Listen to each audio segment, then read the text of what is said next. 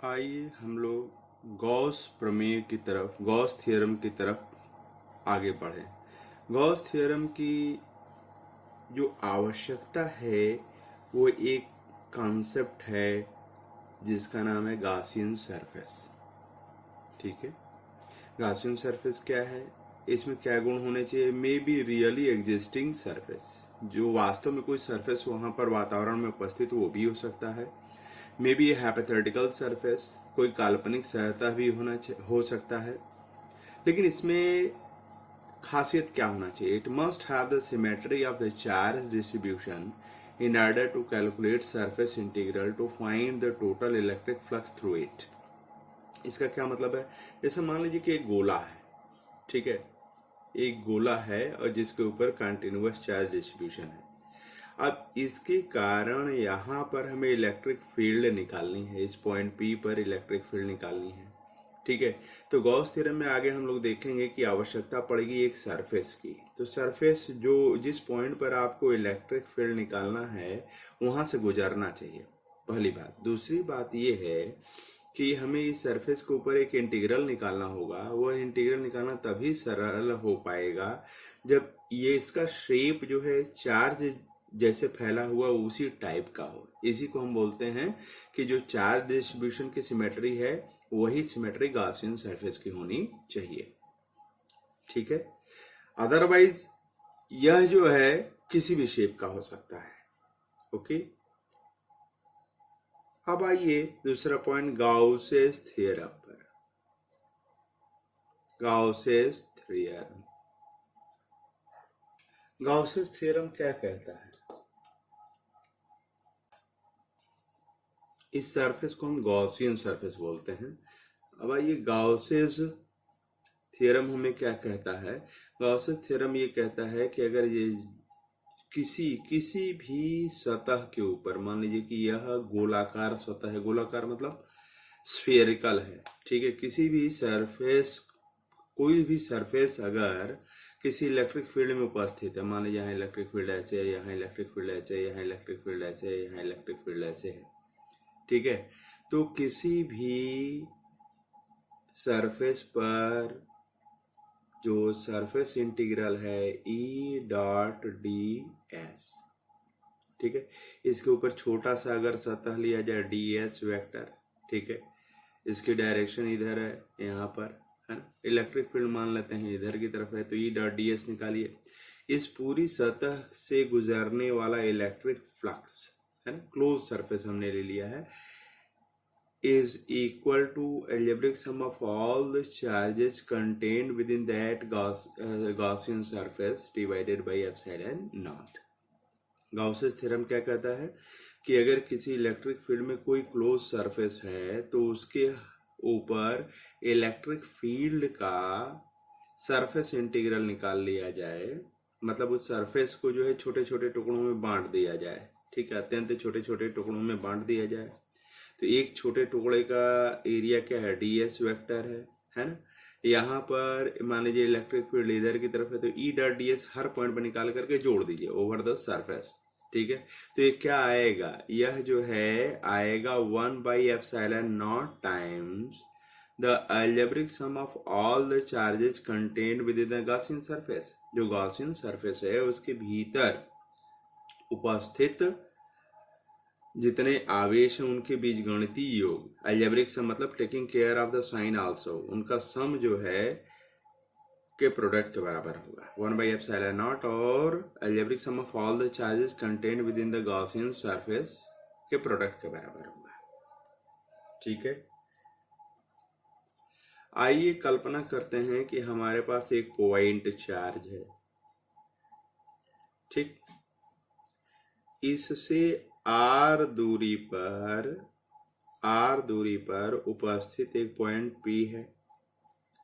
हम जानना चाहते हैं कि क्या गाउस थ्योरम का प्रयोग करके हम इस पॉइंट पर इलेक्ट्रिक फील्ड निकाल सकते हैं। पहले हम लोगों ने कूलम्स लॉ की मदद से निकाला है कि इस पॉइंट पर इलेक्ट्रिक फील्ड क्या होगा, 1/4πε0 इंटू Q/r²। ठीक है, अब इसी चीज को हम गाउस थ्योरम की मदद से करना चाहते हैं। तो उसके लिए गॉस थ्योरम की मदद से हमें एक काल्पनिक सतह बनानी पड़ेगी जिसका नाम क्या है, गॉसियन सरफेस। तो गॉसियन सरफेस उस पॉइंट से जरूर गुजरना चाहिए जहां पर आपको इलेक्ट्रिक फील्ड निकालना है, पहला पॉइंट। और दूसरा पॉइंट जो है उसकी सिमेट्री ऐसी होनी चाहिए जो चार्ज के, तो चार्ज जो पॉइंट है तो ये स्फेरिकल सिमेट्री है, तो यहाँ पर एक गोला खींचेंगे जिसका केंद्र कौन होगा, जिसका केंद्र होगा, जिसका केंद्र होगा क्या होगा, ये जिसका सेंटर होगा चार्ज इटसेल्फ, क्योंकि ये पॉइंट चार्ज है। ठीक है, तो आप जानते हैं कि यहाँ पर अगर टेस्ट चार्ज रखेंगे तो रेडियली आउटवर्ड, यहाँ पर अगर रखेंगे तो radially outward electric field produce करेगा, यहाँ रखेंगे तो रेडियली आउटवर्ड, यहाँ पर रखेंगे तो रेडियली आउटवर्ड, यानी हर जगह पर इलेक्ट्रिक फील्ड इस पॉइंट चार्ज के कारण इस गॉसियन सरफेस के ऊपर रेडियली आउटवर्ड होगा। ठीक है, अब इस पर छोटे छोटे टुकड़े अगर ले लिए जाएं, डी एस सरफेस है ना, तो डी एस वेक्टर इधर हो गया और ई वेक्टर है इधर हो गया, दोनों एक दूसरे के पैरेलल हैं, तो हर पॉइंट पर ऐसा होगा, हर पॉइंट पर ऐसा होगा। ठीक है, तो हर पॉइंट पर अगर ये ऐसा हो रहा है तो आइए गॉसेस थ्योरम के अनुसार क्या है, गॉसेस थ्योरम के अनुसार the surface integral of the electric field over the closed Gaussian surface, है ना, closed Gaussian surface is equal to 1 by epsilon naught times the algebraic sum of all the charges contained within the Gaussian surface, है ना, मतलब plus और minus का ध्यान रखेंगे तो उसको अलजेब्रिक सम बोलेंगे, बीजगणितीय योग। तो यहाँ पर आइए पूरे सरफेस पर, स्फेरिकल सरफेस का नाम मैंने एस दे दिया, तो ये सरफेस पर ई डॉट डी एस क्या होगा, आप देखिए यहाँ पर जो है हर पॉइंट पर इलेक्ट्रिक फील्ड और डी एस वेक्टर क्या होगा, सेम डायरेक्शन में होंगे, तो उनके बीच में एंगल क्या होगा, जीरो होगा। तो ई डॉट डी एस अगर निकालें तो यह E into D S into cos zero हो जाएगा, cos zero is equal to 1 हो जाएगा, तो this is equal to 1 by epsilon naught into algebraic sum of, देखिए इस गॉसियन सरफेस के भीतर भैया तो एक ही चार्ज ही है, ये सोर्स चार्ज।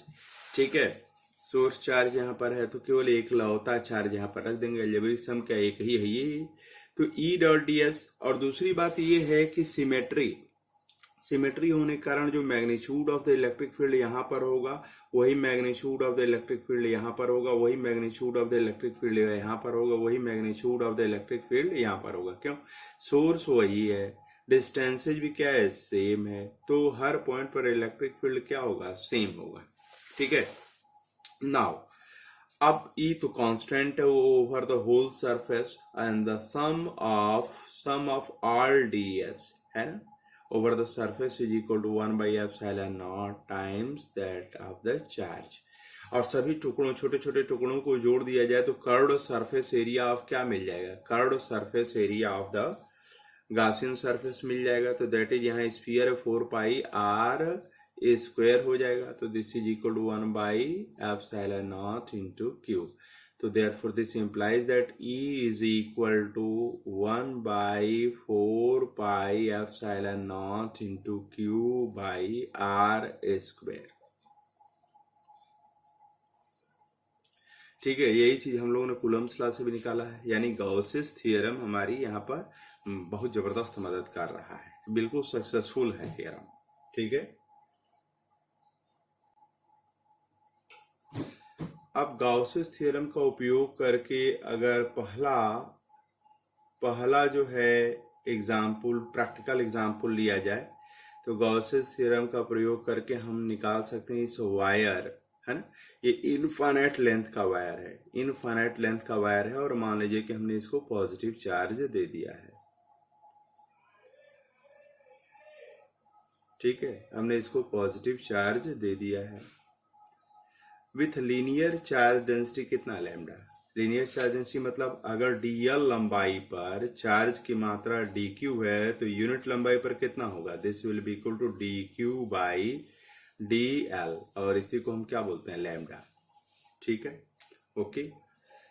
अब इससे r डिस्टेंस पर अगर यह पॉइंट उपस्थित है है ना, आर डिस्टेंस पर यह पॉइंट पी अगर उपस्थित है, तो यहाँ पर हम चाहते हैं कि ये इनफाइनाइट लेंथ का जो वायर है जिसको चार्ज दिया गया और जिसकी लीनियर चार्ज डेंसिटी लैम्डा के बराबर है, इस पॉइंट पर कितना इलेक्ट्रिक फील्ड होगा।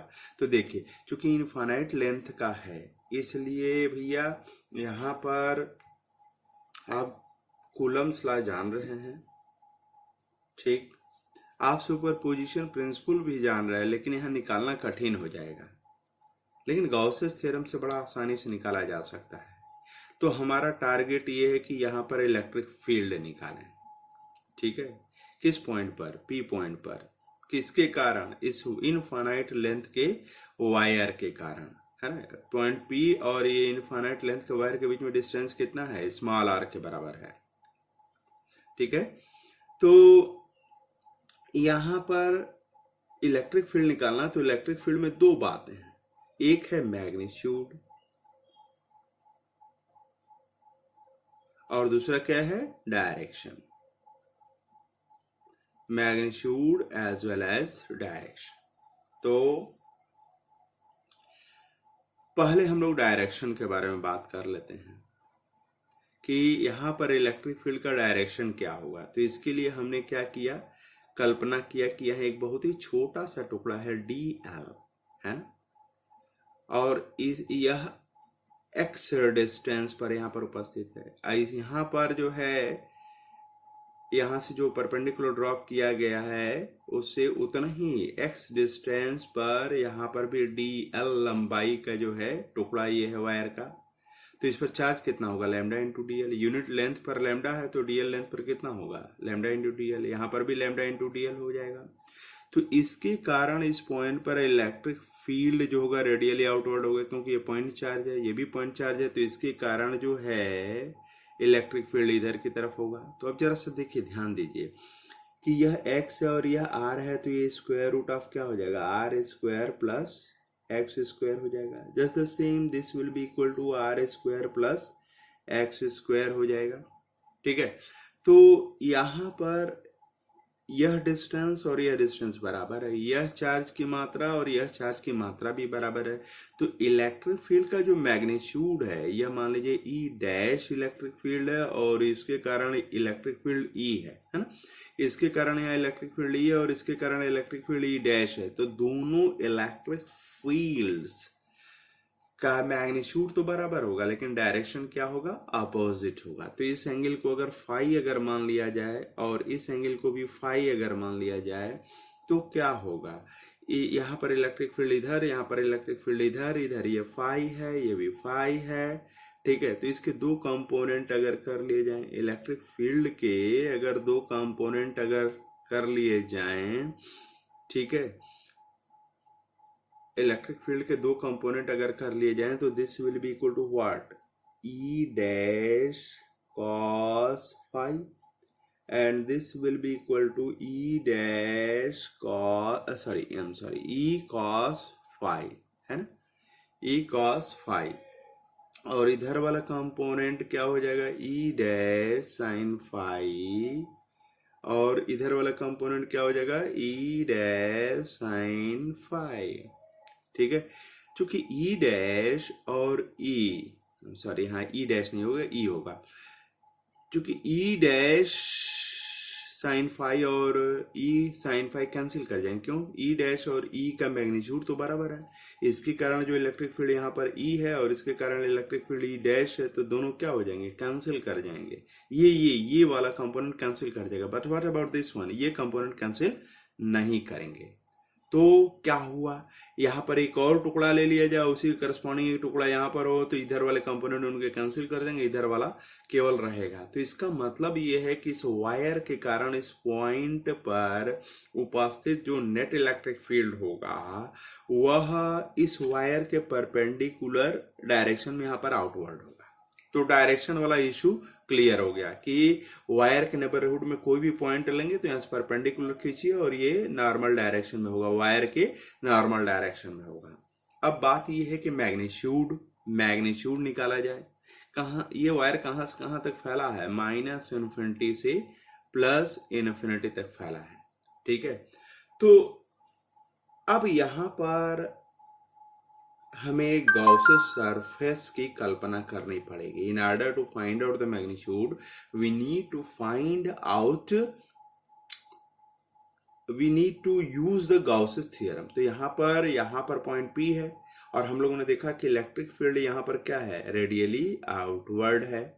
ठीक है, रेडियली आउटवर्ड है। तो ये अगर डिस्टेंस अगर आर के बराबर अगर है, ठीक है, तो हमने कल्पना किया कि एक सिलेंडर हमारे पास है जिसका एक्सिस, एक सिलेंडर हमारे पास है जिसका एक्सिस जो है वह यह चार्ज वायर है, जिसका एक्सिस यह चार्ज वायर है, और जिसका रेडियस कितने के बराबर है, आर के बराबर है। अब देखिए वायर की सिमेट्री जो है सिलेंड्रिकल है, तो हमने गॉसियन सरफेस भी क्या लिया, सिलेंड्रिकल लिया। ठीक है, कि इधर कोई पॉइंट ले लीजिए, इधर कोई पॉइंट ले लीजिए, तो ये जो इलेक्ट्रिक फील्ड होगा इस वायर के परपेंडिकुलर डायरेक्शन में हुआ है। लेकिन यह गॉसेस जो सरफेस हमने कल्पना किया वो तीन हिस्सों से मिलकर के बना हुआ है। ये सिलेंड्रिकल है, ये ऊपर ढक्कन टाइप का, नीचे ढक्कन टाइप का, और ये कर्व्ड सरफेस। तो कर्व्ड सरफेस पर जो है डी एस वेक्टर जो होगा उधर ही होगा जिधर इलेक्ट्रिक फील्ड होगा। लेकिन इस सरफेस पर जो है इलेक्ट्रिक फील्ड तो इधर है, but direction of the surface, जो छोटा सरफेस है डी एस वेक्टर, वो इधर की तरफ है। तो इनके बीच में एंगल कितना बन रहा है, 90 डिग्री के बराबर बन रहा है।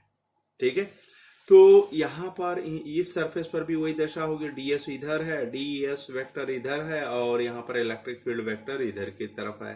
ठीक है, तो इनके बीच में एंगल कितना डिग्री के बराबर है, 90 डिग्री के बराबर है।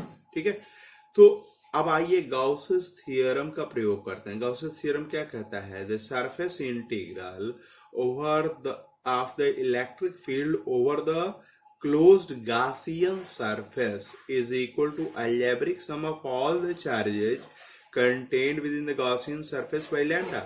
तो यहाँ पर अगर इसकी लंबाई अगर L के बराबर अगर है तो यूनिट लेंथ पर लैम्डा चार्ज है, तो इस सिलेंडर के भीतर फंसा हुआ चार्ज कितना होगा, लैम्डा इंटू एल के बराबर होगा। तो algebraic sum of all the charges lambda into L के बराबर हो जाएगा बाई एफ साइलेन, सॉरी यहाँ एफ साइलेन नॉट होना चाहिए था, बाई एफ साइलेन नॉट।